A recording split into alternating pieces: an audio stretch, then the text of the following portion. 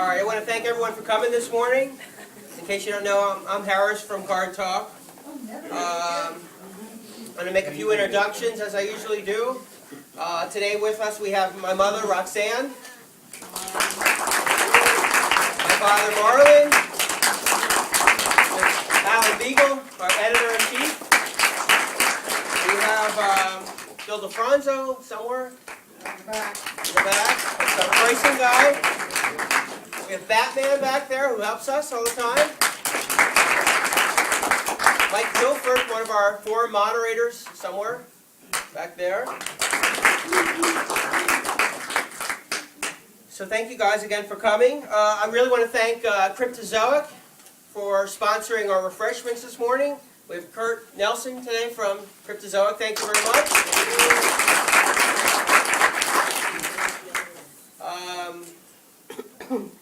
We just have a few announcements before we get to the manufacturer panel. I wanted to announce, we're ready to announce the artists for the next show. We're really excited to we have kind of a return of the spring artists. We have Axe Bones coming back. We have Rhiannon Owens is coming back. Sean Pence is coming. Elaine Perna, Tony Perna, and then the two new artists we have for the fall. It's the first U.S. appearance. We have Trev Murphy and Veronica O'Connell will be here for the first U.S. show. So that's a pretty great lineup. Let's see. We have people here from near and far. I wanted to point out Barrett Nunnery. Where are you, Barrett? Hey. We have Barrett all the way from Mississippi with his wife, Roseanne. Thank you for coming. And maybe the furthest person who's come is Paul Bynes from the UK Cardcast. Where are you, Paul? I'm sure most of you know, but there was an effort made to get Paul to the show. Chris Bradberry, who is in the room. Where are you, Chris? Chris took it upon himself to start a collection to bring Paul over. Paul's always said on the podcast that if anybody would sponsor him, he'd be more than happy to come. And Chris took it upon himself to get the ball rolling and collected enough money. It was a lot of work. I know Chris did a lot of work to get him here. And we really thank Chris very much for doing that. And Chris, I think, has a little something to add to this. Do you not? Yeah. Come on up.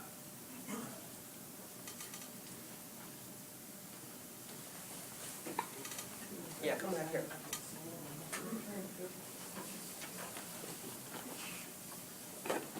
Thanks everybody for coming. Just very quickly, I've been listening to Paul's podcast for a while, and he's always joked about coming here, so I'm glad we were all able to get him here. I just made a list of everyone that contributed, either art-wise or donated money. I wanted to make sure everyone got their proper recognition for helping out in the cause. The artists that contributed, my friends Thomas Boatwright, Richard Cox, Randy Green, Laura, you in here, Laura? She was the very first artist, unsolicited artist, to donate something to it.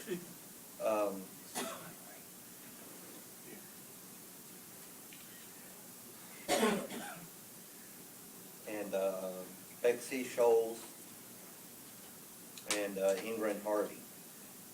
And then also we had monetary contributors of, and forgive me if I screw up anybody's name, Chris Klein, Richard Farley, Ian Fisher, Dan Fritz, Patrick Hamill, Graham Head, who bought a lot of stuff from the auction, Robert Batman Holsert, he sponsored Paul for a night at the hotel, Christopher Kersey, Dan Larson, Tom Lichman from SideKick. He printed out the promo cards.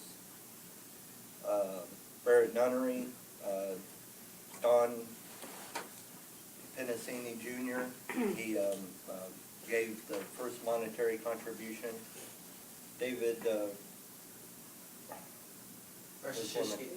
thank you. David R. And Harris, of course.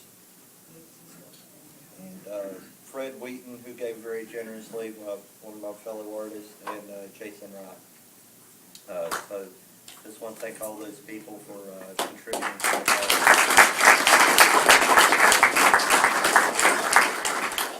And the promo artwork that was on the cards, I have the original right here, and I think I got everybody at the show except for Tom to sign it. So Tom, if you want to sign it, but I want to present this to Paul. I've got everybody's signatures that I could get on the back here, and then I wrote everybody's name. So Paul, this is yours.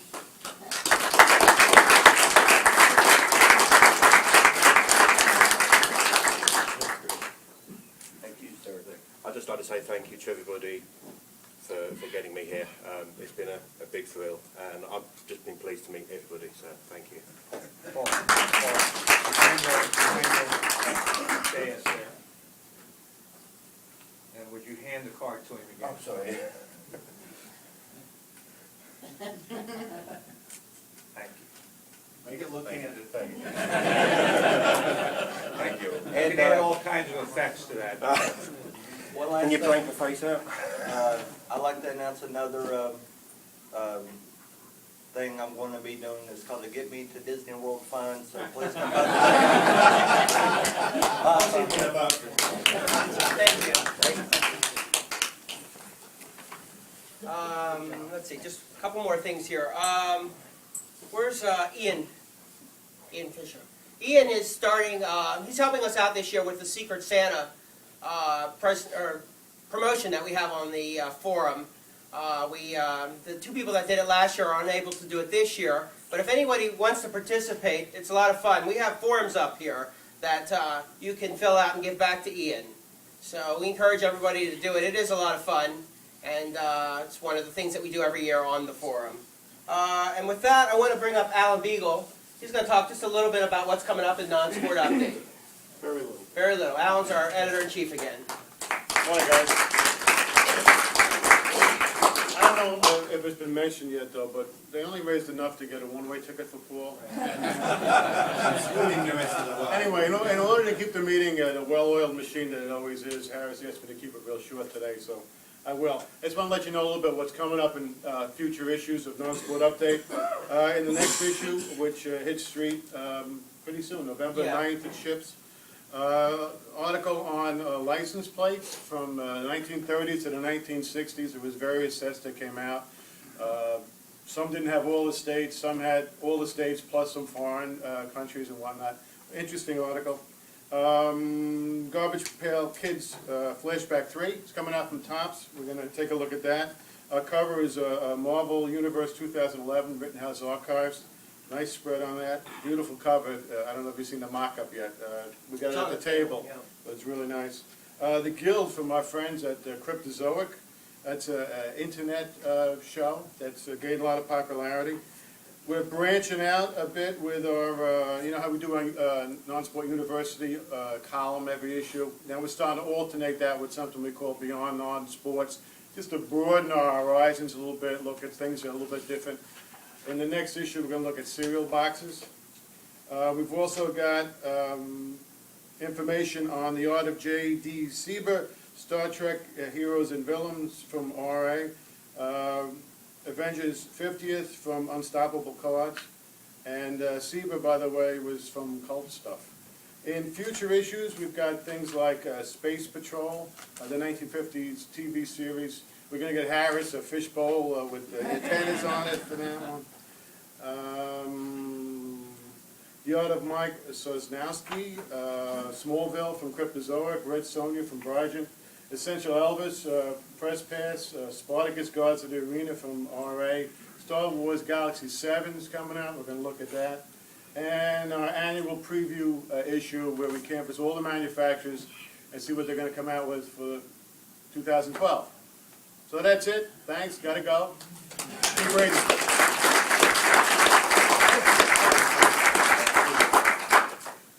Okay, one more thing before we get going with the manufacturers. Where is Paul Maiellaro? Paul, if you want to come up here just a minute. Paul wants to say a few words about the treasure chest.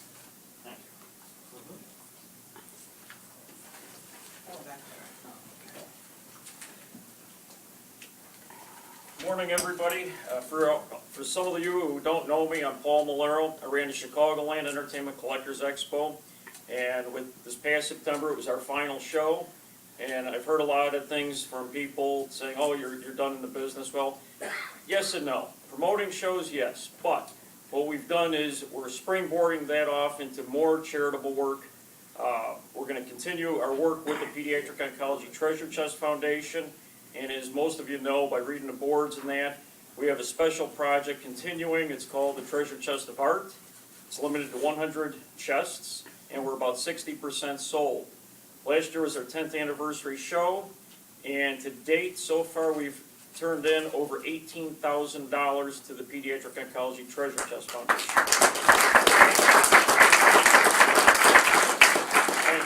Something we're really proud of, and we hope with the free time I'm going to have now, by not promoting the show, we're going to do other projects, and I ask you to, keep an eye on the board and our website to see what we're up to and what the future holds for everybody. I have a table inside next to Roxanne. If you have any questions, please feel free to come up to me. We're doing special raffles, and everything we're doing this weekend will benefit the foundation 100%. So I want to thank you very much for your time, and have a great day today. Harris, thank you. If I could say something, they dedicated in Richmond, Virginia, a room for Paul because of all the money he's given to the charity.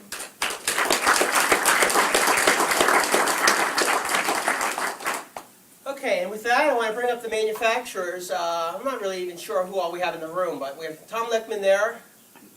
Come on up. Have a seat anywhere. Steve, where you at? We have Dan Hurst from Famous Fabric in the back. Who else do we have? Mike Jasperson, are you here? And Kurt. And we have Kurt Nelson from Cryptozoic. What else am I forgetting? Am I forgetting anybody? Where's Tom Breyer? Sleeping. Sleeping. Have a seat wherever you like.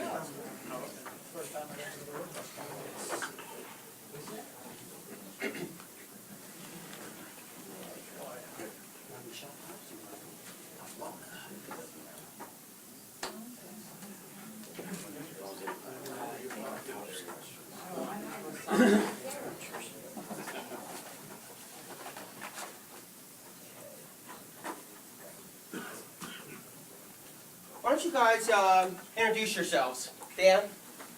My name is Dan Hurst, and I work for Famous Fabrics. I've been working for them since December. I was at your spring show, and so far we've had 2 products come out, and we've got a whack coming out in the very near future. I'm really glad to be here. Thanks. Hi, I'm Tom Lichtman from SideKick Trading Cards. We do small, limited edition sets, primarily artist-oriented. Thank you.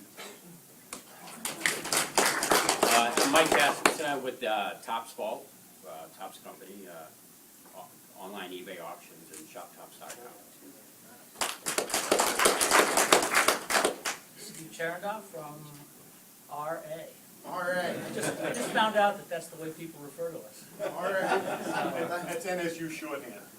I like that. That's regular Army. Or rheumatoid arthritis, too.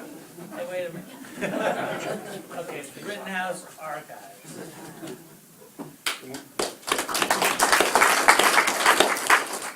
Good morning, I'm Kurt Nelson with Cryptozoic Entertainment. All right, I'll ask one question, and then I'm going to throw it out to you guys for questions. But I guess it was about a year ago we talked about premium packs. I wanted to see of the 2 of you guys that are making them and the rest of you, what do you guys think about premium packs? Do you think that's where we're heading in the hobby, or do you think it's something that's gonna accompany regular card sets, or what do you think?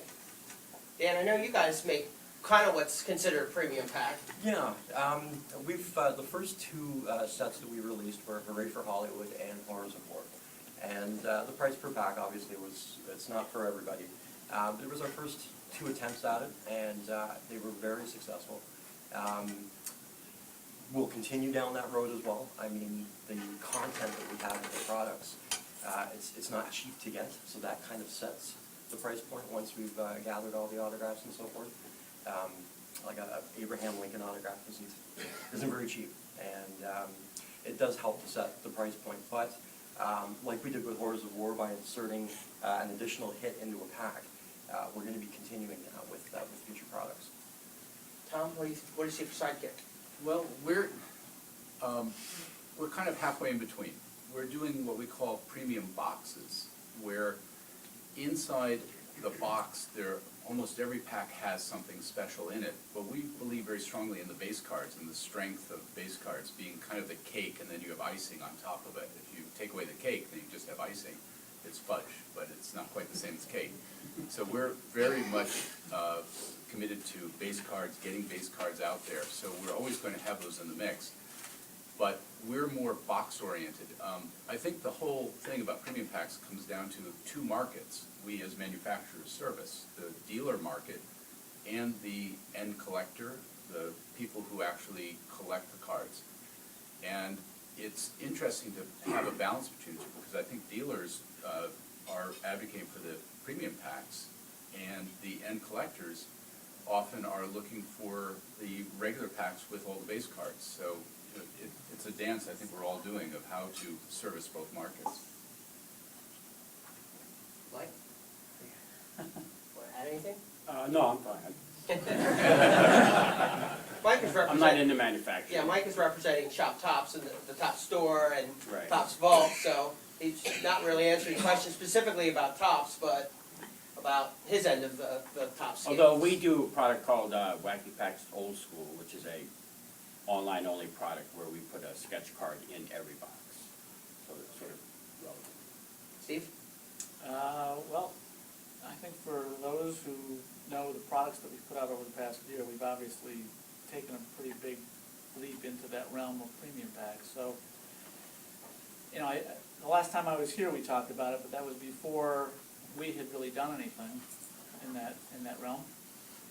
We've done a lot since, and quite honestly, I think we'll continue to do more as we see the opportunities arise. You know, there are some who were skeptical at first about how this was going to work and whether it would be successful or not.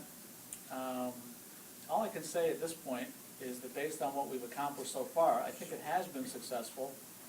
I do see us making more premium pack products as time goes by for certain kinds of properties, certain TV shows, certain movies. It really is just going to depend on what we're working with. But even a property like Star Trek, where we're putting out a premium pack Star Trek movie product next month, we really had not set out to make a premium pack Star Trek, because Star Trek really does lend itself to a more traditional format. But in this case, because of the assets that we had to create this product, and because of what we had already done with the Star Trek movie cards in the past, we really felt like we just didn't have quite enough to put together a full series of cards, and that the premium pack made more sense.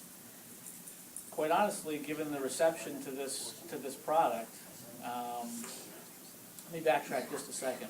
For those of you who have collected our Star Trek movie cards, you'll know that before this next product, we had made 3 full series of cards dedicated to the movies, and there were autograph cards that numbered up to about 100. And when we finished that 3rd series, we really felt like, okay, we kind of had done just about everything that we could do with the movies. But we were still accumulating some assets and pulling things together and getting more autograph cards, and making a long story short, all of a sudden I found myself with enough to make a new product. And that's when we came up with the premium pack concept for Star Trek. But then as we kept going, I found myself getting more and more assets, more and more autographs, and quite honestly, in hindsight, we probably could have done a full series of cards. So, you know, it's just gonna depend on the product, on the property, on the timing, on what the assets are. This Star Trek set that's coming out next month is already sold out. So it suggests to me that there's enthusiasm for this format, regardless of whether it's premium packs actually or a traditional format, that there's still enthusiasm for Star Trek, which is really good. So we'll just have to see how it goes, and I guess we'll play it by ear. And I'm curious to see what the feedback is after the Star Trek set does come out. But so far, the few sets that we have put out have been successful.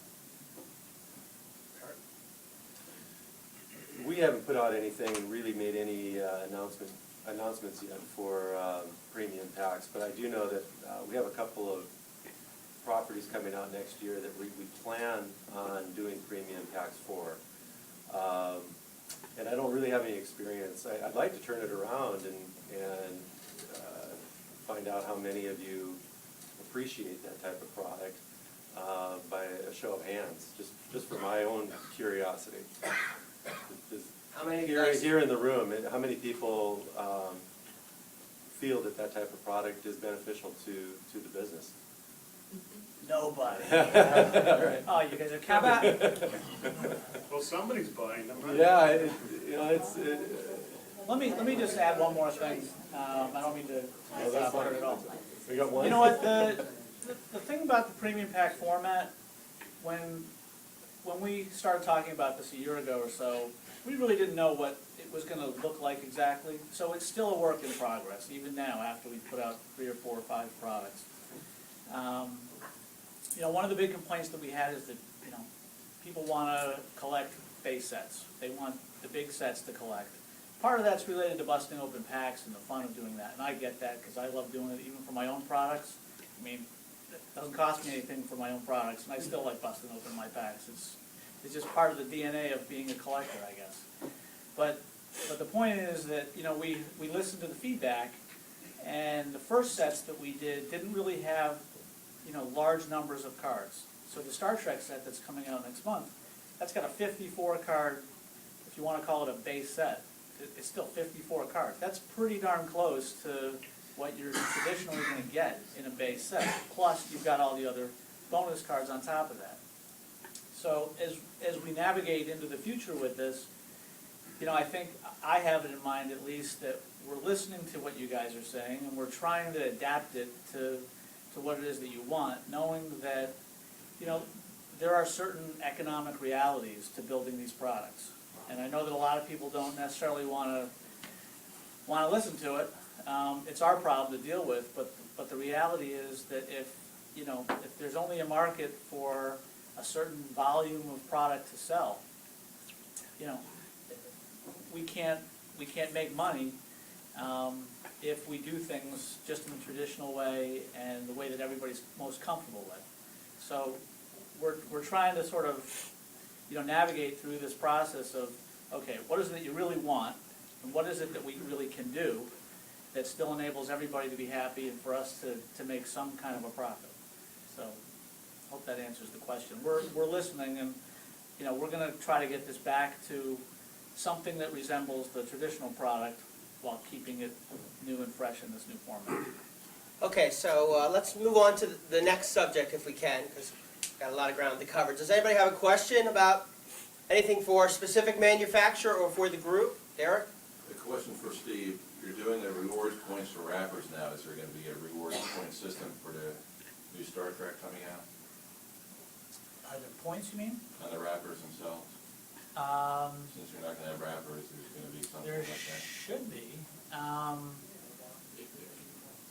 I think we've been putting points on the packs, haven't we? Well, if you're doing a premium pack format, how many points are you going to get per pack? Oh, you'll get a lot more points than you would. Like a regular wrapper will get you about 2 points. I think the premium pack will give you about 50.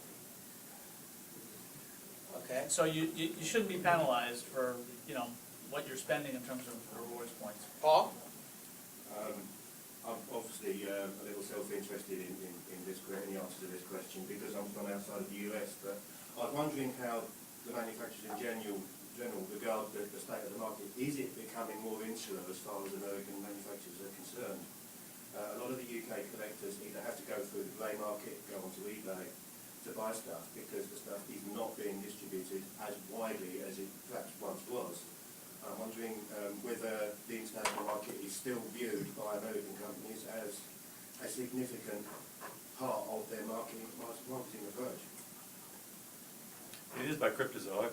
We have a good distribution network in Europe. It's set up. Of course, we've only had one product, and the product that we did bring out wasn't a real popular brand for Europe. But some of the things that we do have coming out definitely will be.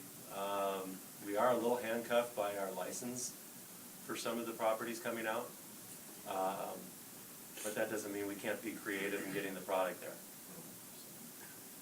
Anybody else want to tackle that question? We did our Horrors of War cards that came out, and in there were 1,600 autographs. And we made an effort to try and get as many different countries represented as possible. As a result, we've had feedback from Australia, from Sweden, Czechoslovakia, and Germany after the product was released. When we were here for the spring show, I was giving out information to people who wanted it in terms of if you didn't have an avenue through your local card shop or whatever, to contact us, and we'll get you in contact with someone no matter where you are. If you want to get the product, then we'll get it to you. With our Art Hustle series, we had artists from pretty much around the world.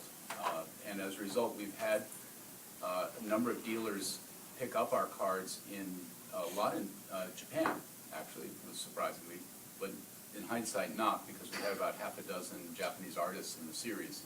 And we've had Spain and England carried our cards, but we are doing very limited sets, only 200 boxes to a set or so. So we are very conscious of the international market and would like to get them everywhere we can, but it is a limited edition, so it tends to be only a box or two for a store or a specific art gallery. Okay. Anybody else want to add? I'll chime in just real quick. Echoing a little bit of what Kurt just said, I mean, some of this is driven by the limitations of licensing and what the licensing companies will allow us to do within reason. We always shoot for the moon, and we want to have worldwide distribution on every product, but depending on how the companies are set up and how their licensing is set up, it just becomes very difficult to achieve that. And while no one should repeat to anybody that I just said this, but we all know that the gray market exists, and quite honestly, when I go in and I negotiate licenses for our properties, at this point, I'm very upfront actually with the licensors, and I say, look, you know what, if you don't give us the rights to these other properties, the reality is that the product's going to show up wherever it's going to show up. I mean, no matter how hard we may try to limit distribution within any territory, the fact is that we all live in the real world where product makes its way everywhere. And with the internet now and eBay and the ability of everybody on the planet to communicate with everybody else and to ship product wherever it wants to be shipped to, it's not like 25 or 30 years ago where you really could, put some limitations on that. There's no real way to control that. So, where we're told, look, you can only distribute in the U.S. and Canada, okay, but just know that product is going to show up in the UK, it's going to show up in Australia and other places. Okay, anybody else have specific questions for a specific manufacturer or a group question? Come on, Tom, you've got a question. Anybody? Okay, Frank? Yeah, on Famous Fabrics, I'm just wondering, I know there's problems getting licensing for images and stuff, but I kind of find the cards boring if they're just a piece of cloth with a background around it. I'd like to see some images of maybe a celebrity or something that the person is, on the card, or to use the actual costume and have a picture of the actual costume of the celebrity wearing it on the card.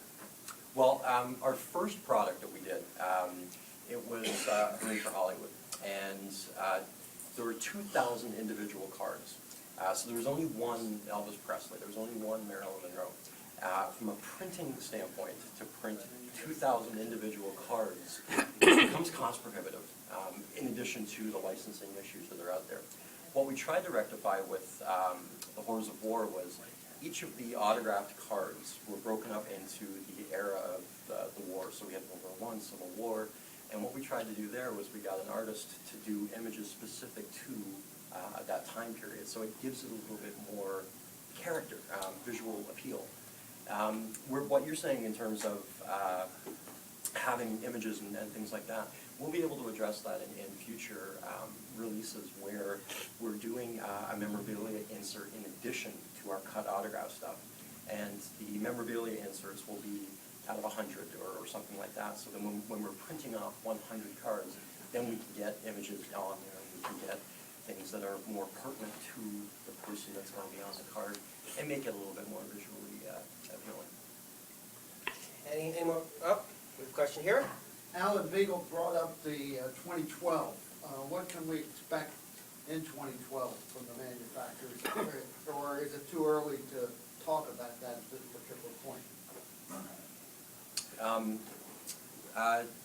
With the magazine, for instance, I think we've released 4 products that will be coming up. Some are supposed to be coming up at the end of this year, and they kind of get moved around as we acquire various assets. But I can tell you that by the end of this year, we hope to have a 1600 Pennsylvania Avenue set, which is based solely around the building and people who have lived and worked there. It'll have sketch cards in there. It'll be broken up into themes, and of course, will also contain autographs of hopefully every president that has called the White House home.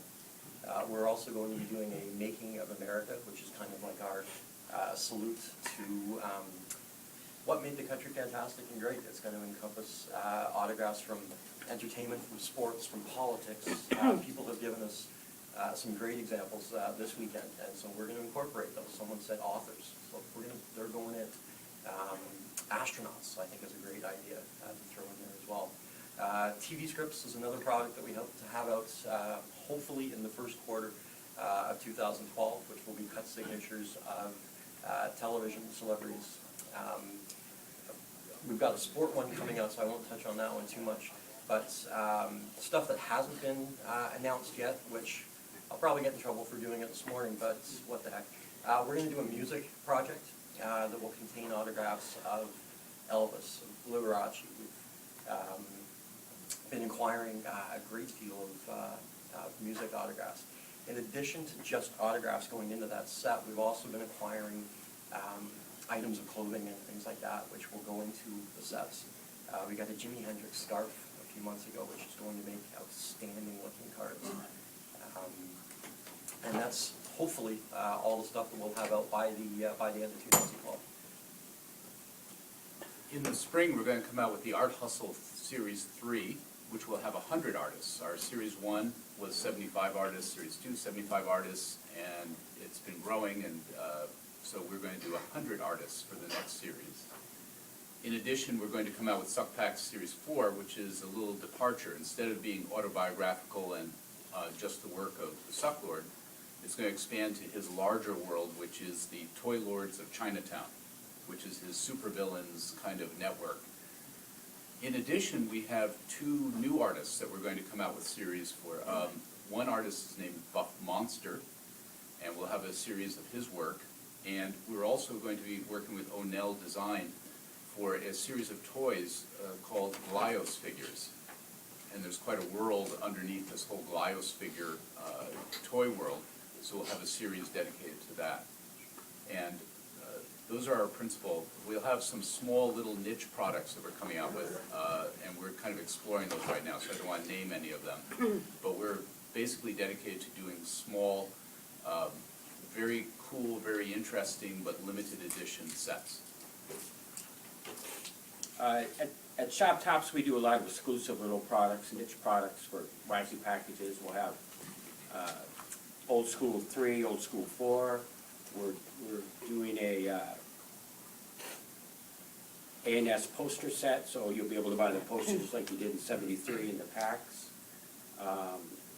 postcard sets will be going into box form, so you'll be able to buy packs of the postcards. I know Topps has a new Star Wars Galaxy coming out soon. I just saw the images yesterday. That's about it.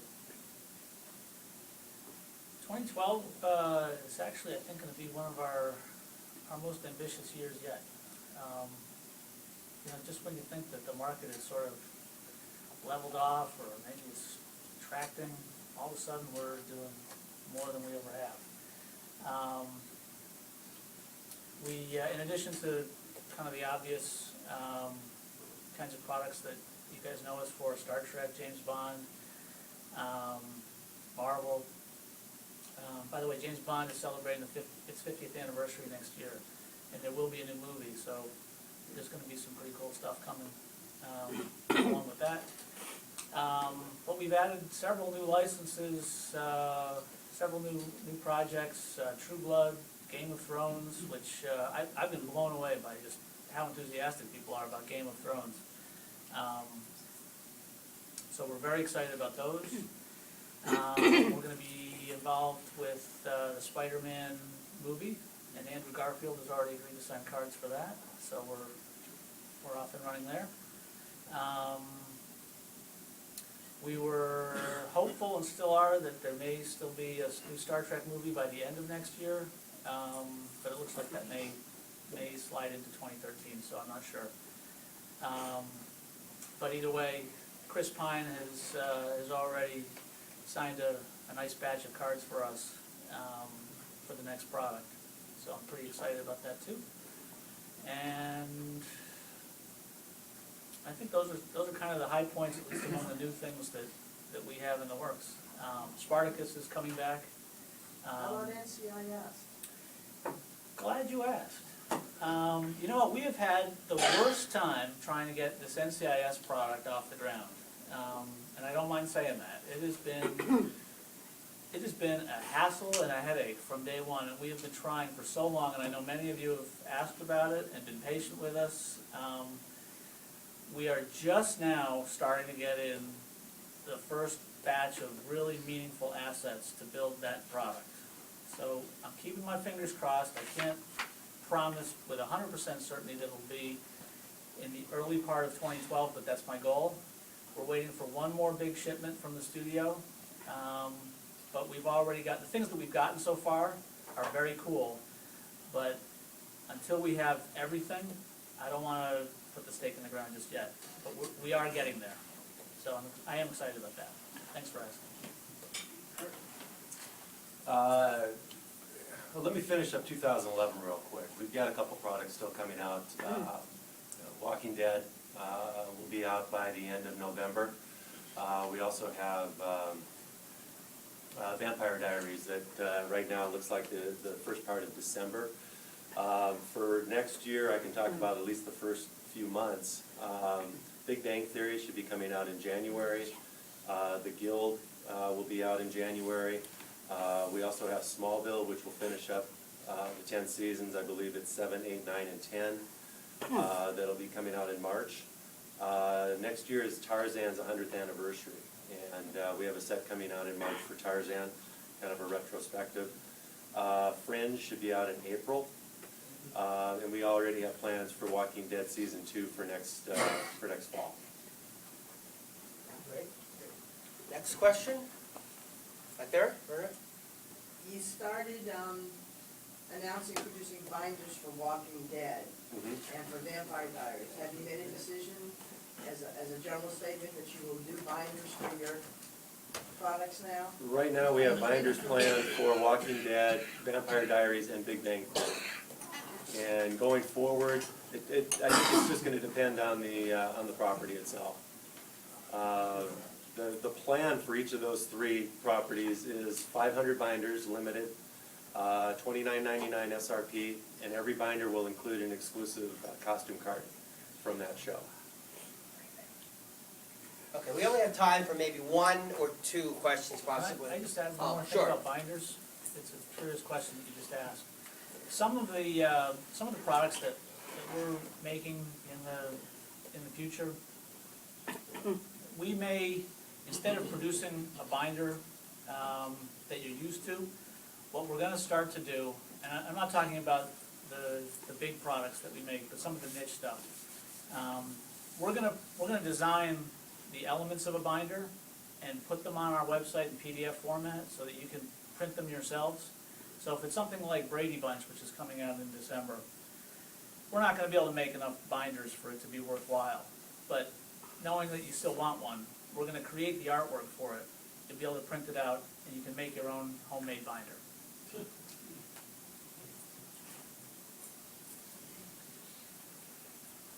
Well, Steve, with that, Yeah. I mean, I know they make those clear view ones that Yeah. have the slides. Are you gonna make it so that it isn't one? Yes, yes. Okay, well, that'd be nice. We'll design it so you can put the front, the spine, Right, and that's- the back. Because I know they make them. Yeah. They make those kind of bindings. That's exactly what we're trying to accomplish. So we do have some prizes, so we need to get to those, but in the last minute or two here, does anybody have another question? Just one on the Brady Bunch, which is a factory set. Yes.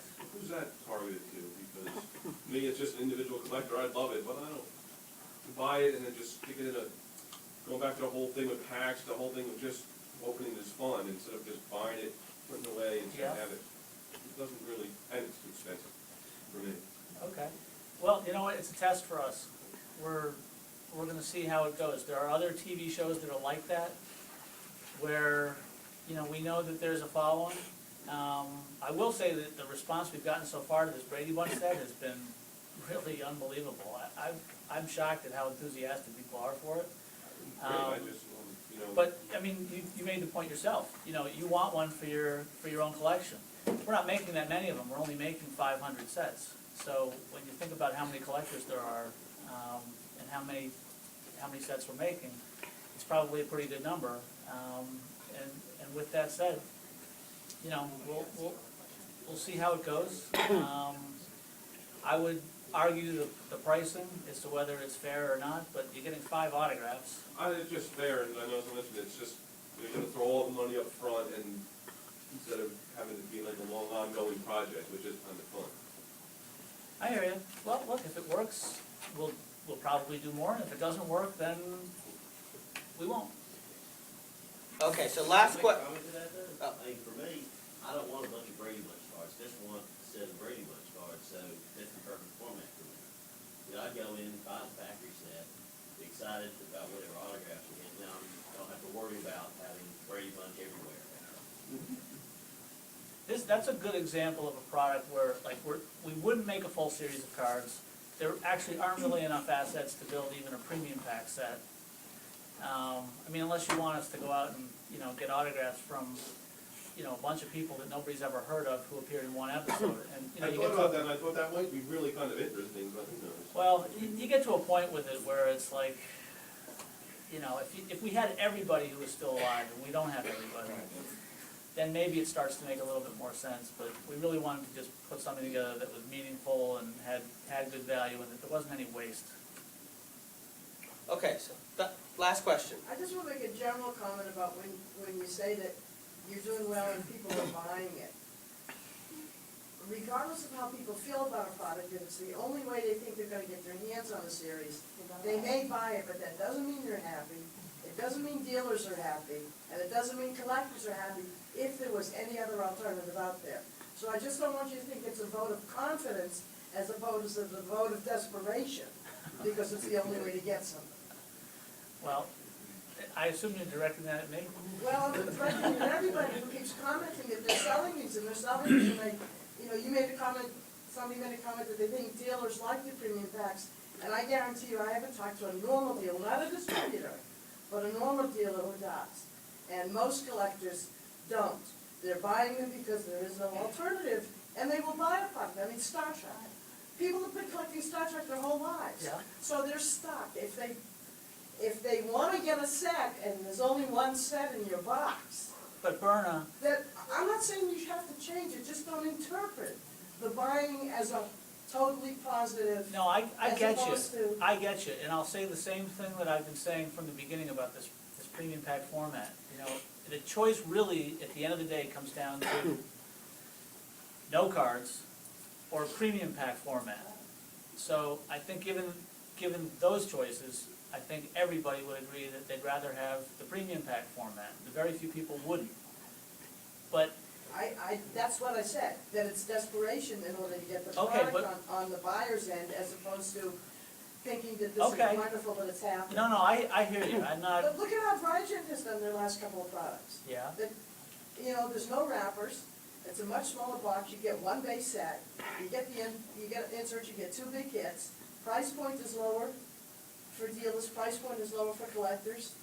The fun of ripping wrappers isn't there, but there isn't a customer that we've had that hasn't been satisfied with it as opposed to irritated.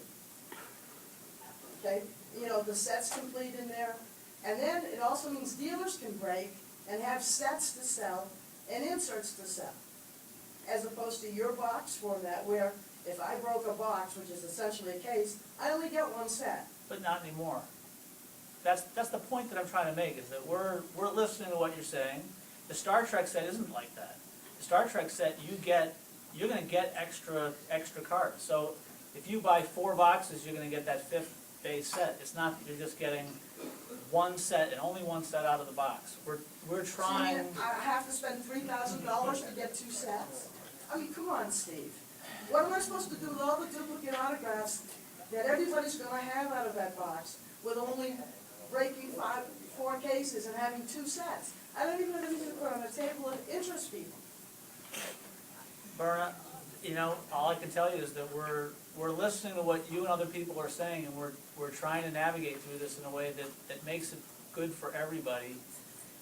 I would take exception though with that Star Trek product in particular. The things that we've put into that product and the specific ways in which we've finessed that product versus the previous ones, where you're getting the guaranteed autographs, the guaranteed big autographs out of those boxes, and the value that you get out of that box.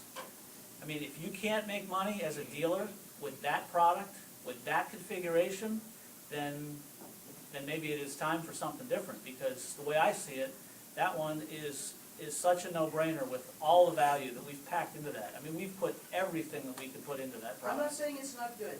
I'm saying if I've got 25 Star Trek customers, 21 of them said no. Okay?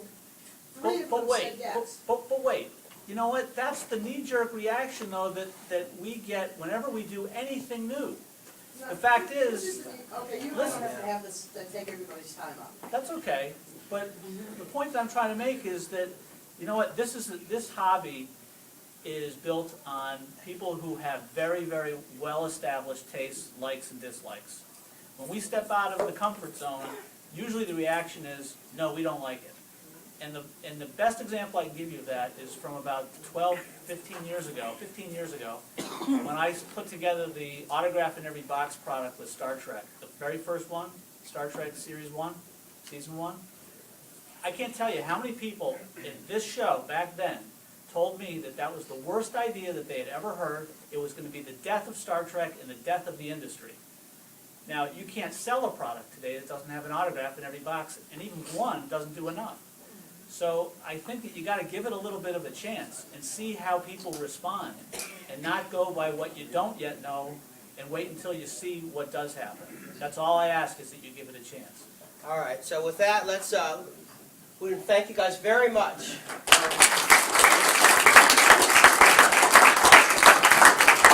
Let's have about